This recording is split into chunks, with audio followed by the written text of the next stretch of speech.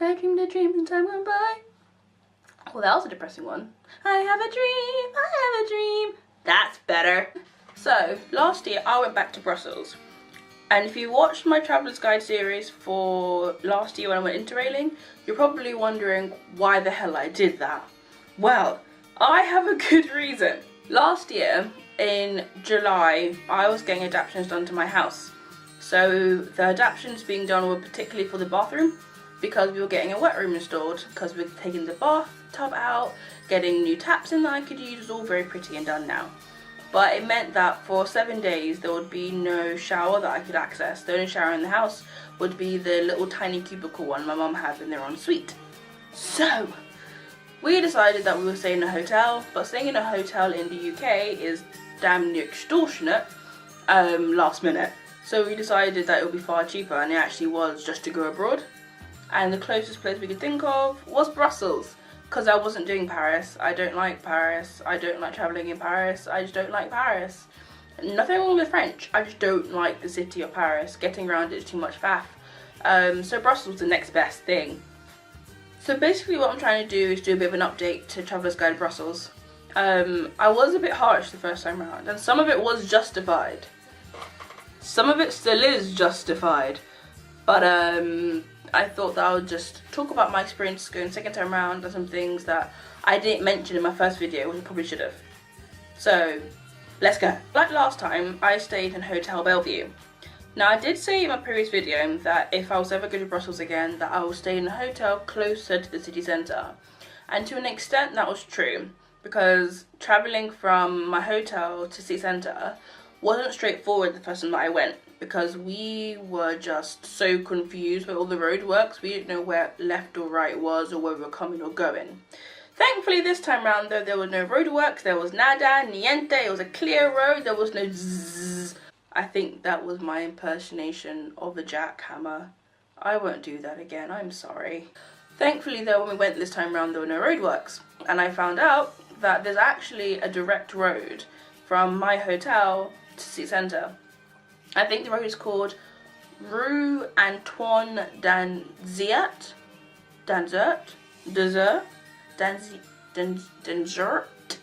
Just me butchering the language, don't mind me. So it's about a 15-20 minute walk to get into the city centre. And it's actually fine because the roads are quite flat and it's paved properly and it's like a main road, so you can't really get lost. Well, I'll get lost because I have a gift for getting lost, but other people will get lost because they're normal. The other thing I wanted to mention about Hotel Bellevue is that if you're going to stay there and you have a disability, that means you need a wet room or... Now, it's mainly the wet room. You need to get room 501 because that is the only room in the hotel that has an adapted shower, which is a massive pet peeve of mine. Because I don't understand why that's a thing. No, I get why it's a thing, actually, that's a lie. I do get why hotels only have one adapted room, because adapting rooms are expensive, and if you don't have disabled guests coming all the time, then you're kind of wasting money doing it. But it's also equality.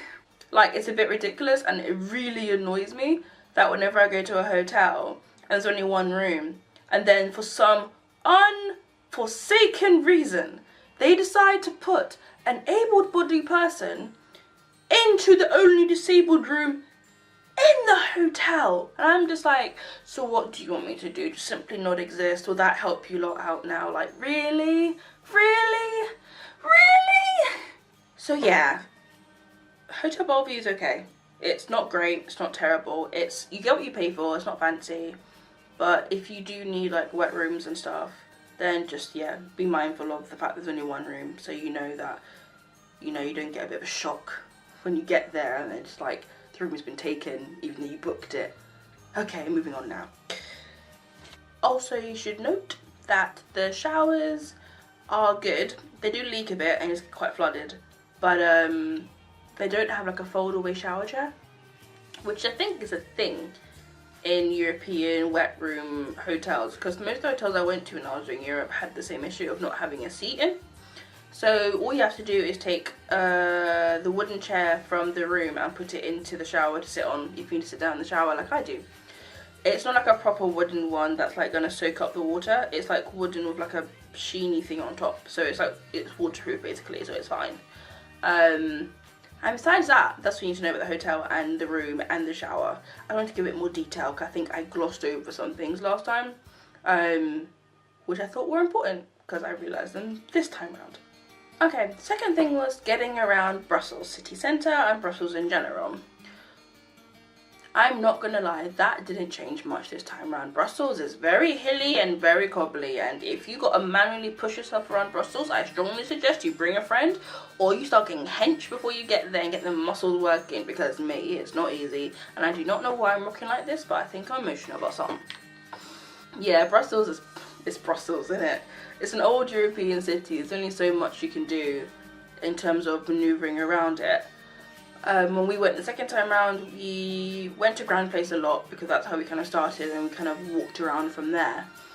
But I think if you don't like cobbles and you don't know so many of the cobbles, you can't really avoid the hills. I'm sorry, there are hills everywhere. If you don't like cobbles, I say that you should try and stick to the areas by the museums and by the palace, and there's a park there and that's really pretty.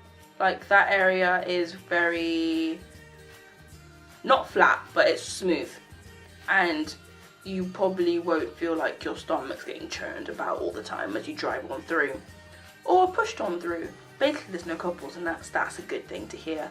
I didn't actually attempt the public transport this time around either again. After the whole Tramgate of 2016, I wasn't really in the mood to start attempting to do public transport. So I stopped walking, driving, rolling everywhere, because that was just easier, and it saved me money, and it gave me peace of mind. I'm not gonna lie. Let me know down below what public transport's like in Brussels if you know, because I'm actually really interested, because I feel like I do like Brussels and I would like to go back, but I would like to go back with more knowledge of what to do, and how to get around, so I can explore the outer areas a bit more. Because I wasn't walking 40 minutes just to get to Atomium. Life's not worth that, I'm sorry. It ain't happening. And the final thing are things to do in Brussels. We went to an expo about this photographer who does a lot of work in war-torn countries. And we went to go look at all his photographs, and some of them are really good, and I'm not gonna lie, some of them are pretty depressing. I did walk out there crying, but hey, I'm an emotional person anyways. Probably should have done it, but I did it. I learned something. And it's in this building, which I do not remember the name of. I'm terrible at this. I really should get better at all this remembering stuff to tell you guys. And although there are a bunch of steps, you can get in, you just need to use the side entrance. But thing is, if you need to get in, you need to tell them at the top to open the side entrance for you, because as far as I know, there wasn't any buttons or intercoms or way to like let them know that you're outside. So make sure you have a person with you, or find someone you can send up to go and tell them that you want to get in. And yeah, I mean, it annoys me when they do that because they assume you're always going to have someone with you to help you, but it's like some people like to go on them by themselves and be independent and like travel on their ones like a lone wolf. I mean, sometimes I wish I was a lone wolf, and to an extent I probably am, but then I also get really sad if no one talks to me for 20 minutes, so that's probably not going to work anyways, but I can dream. And the final thing we did in Brussels was Brussels Independence Day! You get to walk around, there's parades, there's food, there's Belgian waffles everywhere! It was a really good day. And honestly, they give you like a map online if you want to go of the routes to follow. Like, you follow it from 1 through 8. I think we did like 1 through 4, and then we were like, I'm tired, because we started really early. And I had to walk up a very long hill, and I was like, I'm done. We're done. We're done. We're gonna go sleep now. But if you are gonna go, just note that there's a park at the top by the palace. There's only one entrance into the park that's accessible, so you kind of have to walk all the way around depending on what side of the park you're coming from, which I didn't know, and that's kind of annoying because I was like, I can't get in there, can't get in that side, can't get in that side. I walked past like 10 entrances and none of them I could get into, but once you're in, you're Gucci. Everything's happy days. And also that there's no public toilets accessible for disabled people throughout the whole parade, procession, outdoor festival thing that got going on there, which I'm not gonna lie, I was kind of expected. I've stopped giving people who do outdoor festivals credit enough to think about putting in accessible toilets. One, because they simply just don't care. Two, when they do, they're usually full of drunk people who like to piss and puke and probably have sex in them toilets. So I'm probably glad they don't exist anyways, because I wasn't going to use them. But when you're desperate to pee, you at least like to have the option that you could go if absolutely necessary, rather than running around from shop to shop to shop trying to find somewhere with a toilet that wasn't downstairs or upstairs. But you know me, it's just me moaning about disabled access. What do I know? But all in all, Brussels 2.0 was a good trip. And I do like Brussels, and I think it's a really sweet, cute city. But I think getting around it is what will probably make me think twice about going back, or how often I would ever go back in the near future. I know that Brussels, there's only so much they can do. You can't change its landscape, and you can't be ripping out cobbles, and you can't be making buildings which are ancient suddenly accessible all the time, because sometimes the structure just doesn't allow it. And I do understand the whole romanticisms about it, and like wanting to protect an old building. I get that.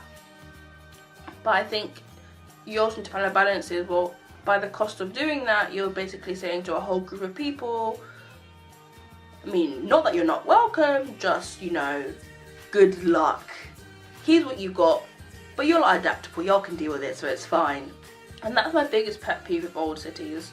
I think they use the excuse that they're old as an excuse to not adapt. I mean, Germany's an old city, but Berlin is probably the most accessible city that I've been to in Europe. It's extremely fat. Sorry, not fat, flat. And the transport's good, and you can probably do all the things you want to do. Museum, Berlin Wall, what Charlie things wise. So I think there's a lot to improve, and I think they could do a lot better. And I will stop ranting about hotels, because if I start up again, I'm going to get emotional and start throwing things around the room. But I hope you found the video helpful, and I hope that if you ever do go to Brussels, you enjoy it and you have good experiences. And comment down below if you've been or plan to go, what you're excited about, what you're concerned about. We can all talk about these things through, we can all help each other. And if you like me doing videos like this about travelling, please let me know too. I think I want to do some more travel videos, because I probably did book tickets to somewhere else for next month.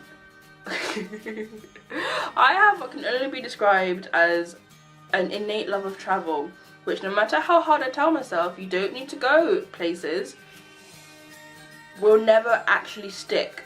I like to leave places. I like to just explore the world as it is. So anytime I come into a little bit of money, it's like holiday. So yes, I'm going abroad next month, and I want to do similar to the Traveller's Guide series, but a bit more vloggy than the Traveller's Guide series. But yeah, comment down below if there's something you're interested in, and something you think would be entertaining, helpful, useful, informative, a way to kill time and avoid revising. Whatever works for you, I don't mind, what floats your boat. I'm sorry, I'm talking really quick, my camera's about to die.